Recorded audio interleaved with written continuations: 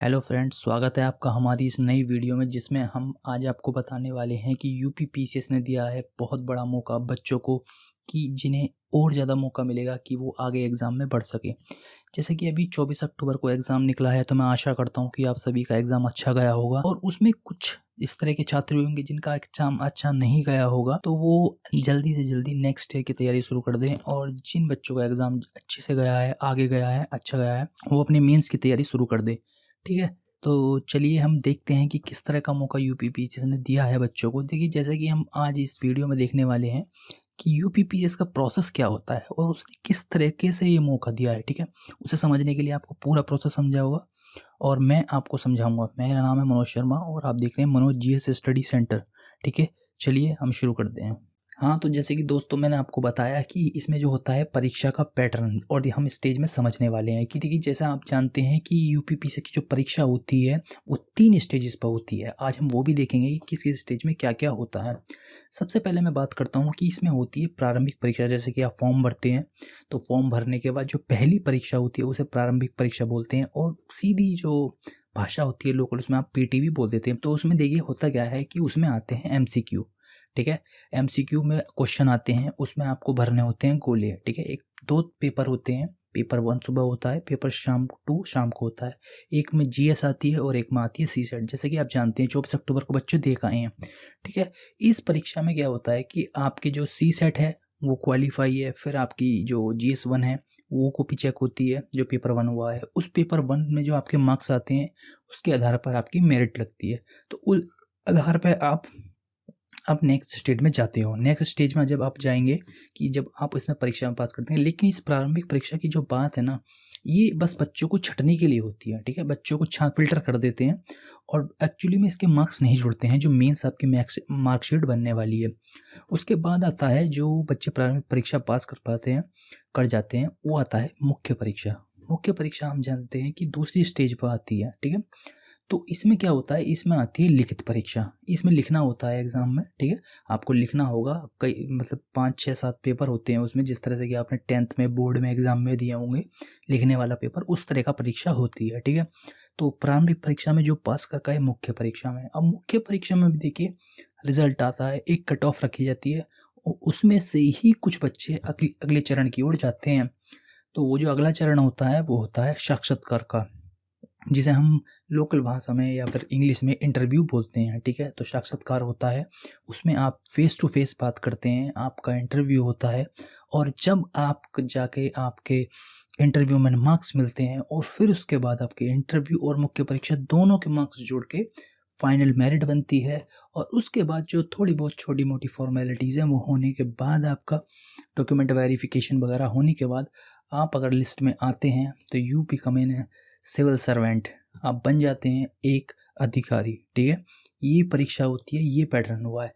तो आप सोच रहे होंगे कि क्या ये मतलब परीक्षा पैटर्न समझा रहे हो। देखिए, इसे मैं आपको समझाऊंगा कि किस तरीके से परीक्षा होने वाली है, कि अब इन्होंने पैटर्न में क्या चेंज किया है। ठीक है? स्टेजेस तो यही रही हैं, प्रारंभिक, मुख्य, इंटरव्यू, लेकिन इन्होंने क्या चेंज किया है वो आपको मैं अभी दिखाता हूँ। कि चलिए देखते हैं कि उसने इन्होंने क्या चेंज किया। जैसे कि मान लीजिए कि अगर हम आज पैटर्न समझते हैं, तो सबसे पहले मानते हैं कि माना यूपी पीसीएस में निकली हैं 100 पोस्ट, हम 100 लेके चलते हैं। मैं आपको पहले बताऊंगा कि ओल्ड मेथड क्या है, फिर मैं आपको समझाने वाला हूँ नया मेथड क्या है। देखिए, पहले मेथड समझते हैं जो अभी तक चालू था। ठीक है? तो मान लीजिए जैसे कि हम मानते हैं कि 100 पोस्ट निकली हैं। ठीक है? तो वो किस तरह से बच्चों को बुलाते हैं। तो सबसे पहले जब वो देखते हैं 100 पोस्ट बुलाते हैं, तो वो डिसाइड करते हैं कि हमें इंटरव्यू में 2 गुना बच्चे बुलाने हैं। जैसे ही देखिए, ये जो है ना, कि जैसे आप पोस्ट जो निकलती हैं पहले से डिसाइड होता है। आप इससे डिसाइड भी कर सकते हैं खुद भी, कि जैसे कि पोस्ट आई हैं उसके अनुसार मैं निकाल सकते हैं कि इंटरव्यू में इतने बच्चे बुलाए जाएंगे, मेंस में इतने बच्चे बुलाए जाएंगे। तो इंटरव्यू में वो बुलाते थे अभी तक 2 गुना बच्चे कैंडिडेट्स बुलाए जाते थे। तो मान लीजिए कि जैसे 100 पोस्ट है तो 200 बच्चे इसमें बुलाए जाएंगे। ठीक है? तो इसमें 200 बच्चे आने वाले हैं इंटरव्यू देने के लिए। ठीक है? 2 गुना। इसके बाद क्या है कि जो मेंस में ये करते हैं, मेंस में ये बच्चे बुलाते हैं 13 गुना कैंडिडेट्स बुलाए जाते हैं। जैसे कि आप जानते हैं कि यूपी जो जो प्री होता है, जो हमारी प्रारंभिक परीक्षा है, जो मैंने आपको पीछे पढ़ाई, उसमें कितने लाखों बच्चे बैठते हैं। ठीक है, कितने लाखों बच्चे बैठते हैं और वो लाखों बच्चे देखिए सभी परीक्षा नहीं पास कर पाते, ठीक है। उसमें मैंने आपको बताया कि आपको कट ऑफ पास करनी होगी तभी आप मेंस की दूसरी स्टेज में जा पाएंगे, ठीक है। तो मेंस में वो क्या बोलते हैं कि कितने बच्चे बुलाएंगे, ऊपर से गिनना स्टार्ट करेंगे, जिसका सबसे ज़्यादा नंबर है ऊपर से गिनना स्टार्ट करेंगे और जहाँ 13,000 बच्चे पूरे हुए वहीं वो रोक देंगे, ठीक है।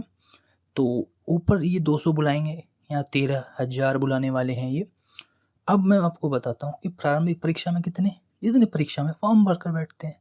प्री में कोई ऐसे कोई छटनी नहीं है, ठीक है। प्री में तो आप फॉर्म भरिए सीधा बैठ जाइए, उसमें कोई इनकी वो नहीं है, कोई उनके पास इस तरह का कोई पैटर्न नहीं है कि मैं इन्हें मतलब हटा सकूँ। आपने फॉर्म भरा है, ठीक है, आप परीक्षा देगा आइए। लेकिन मेंस में है, ठीक है, तो आपने देखा ना कि इन्होंने कैसे उल्टा शुरू करते हैं। ये सबसे पहले इंटरव्यू के लिए सेलेक्ट कर लेते हैं, फिर मेंस के लिए, फिर प्री के लिए परीक्षा में देखते हैं, ठीक है, कि कितने हमें बच्चे उठाने हैं मेंस में, वो नंबर पहले डिसाइड होता है, ठीक है। तो इस तरह से प्रोसेस होता है। लेकिन अब हुआ क्या है कि जो ओल्ड सिस्टम है ये बंद कर दिया गया है। एक्चुअली में ये जो सिस्टम है ना, ये 2019 में लाया गया था।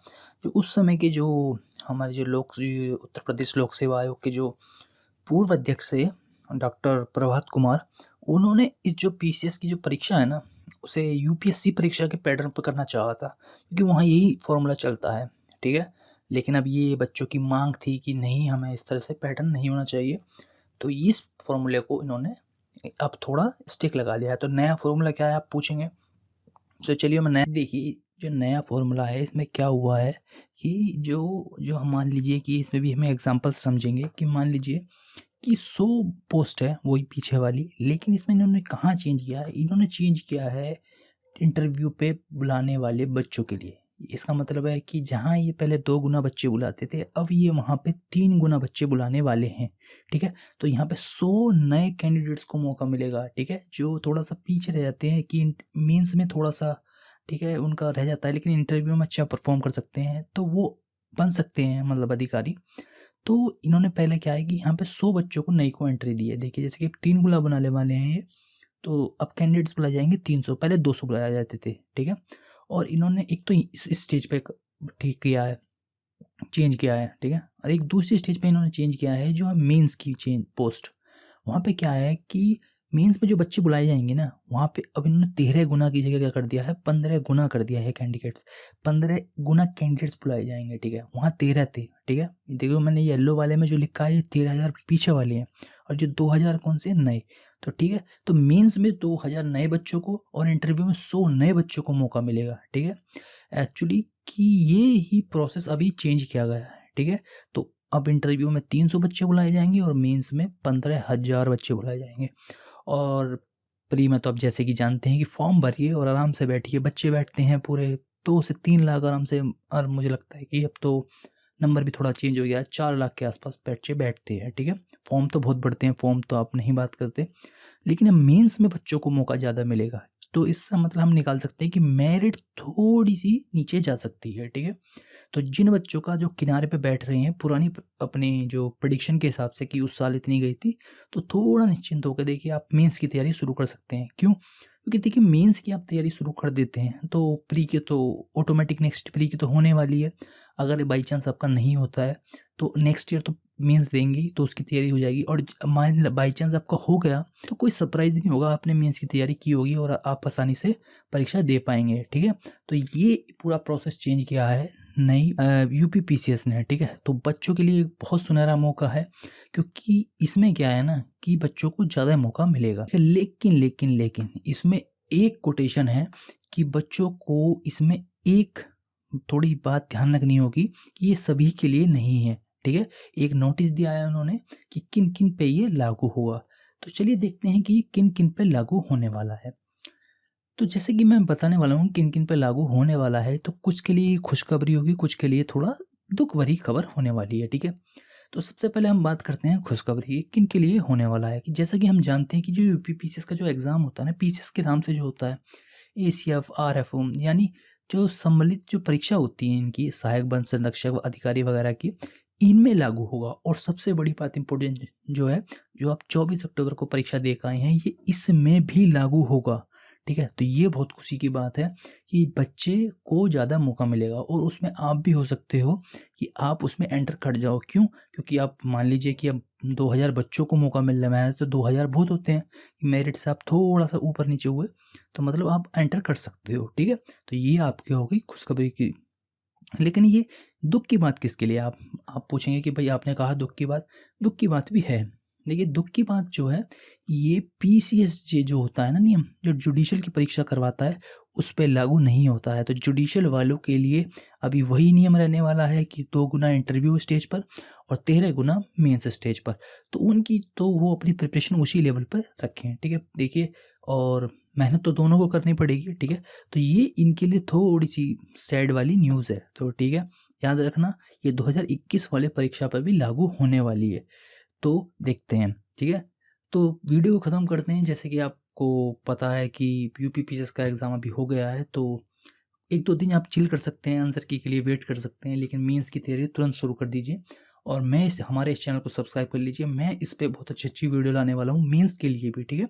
और नेक्स्ट पीटी के लिए तो आने ही वाली है, और हमारी इस पे बहुत सी वीडियो इस पे पड़ी है। देखिए, इसमें से हमारी जो वीडियो है, इसमें से क्वेश्चन आए भी हैं, उसके बाद अलग से वीडियो बनाने वाला हूँ। और मैं इस पर अलग से एक सॉल्यूशन की वीडियो आने वाली है, हमारी जो यूपीपीसीएस का एग्ज़ाम हुआ है, ठीक है। आंसर की तो आप देख लेंगे, लेकिन आपको ये नहीं बताएगा कोई कि वो किस सोर्स से आया था और कितना डिफ़िकल्ट था।